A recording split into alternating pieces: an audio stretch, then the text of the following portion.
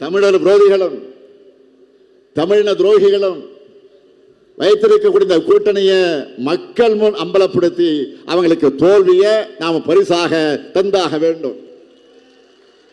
இதுதான் நம்ம முன்னாடி இருக்கக்கூடிய முதல் கடமை.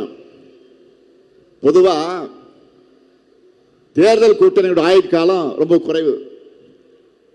ஆனா திமுக தலைமையிலான நம்ம கூட்டணி அதை உடைச்சிருக்கிறோம்.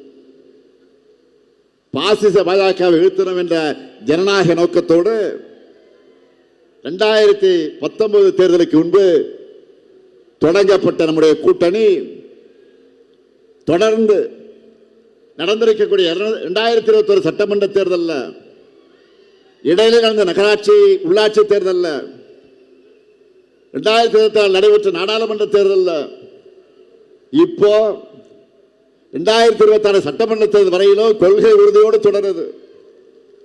எனக்கு தெரிஞ்சு தமிழ்நாட்டின் தேர்தல் வரலாற்றில் இவ்வளவு நீண்ட கால ஒற்றுமையோடு ஒரு கூட்டணி தொடர்வது இதுதான் முதல் முறை. வளர்ச்சிகளும் சாதனை திட்டங்களை மட்டுமல்ல, கூட்டணியிலும் நாம் வரலாறு படைச்சிருக்கிறோம். வெல்வோம் ஒன்றாக.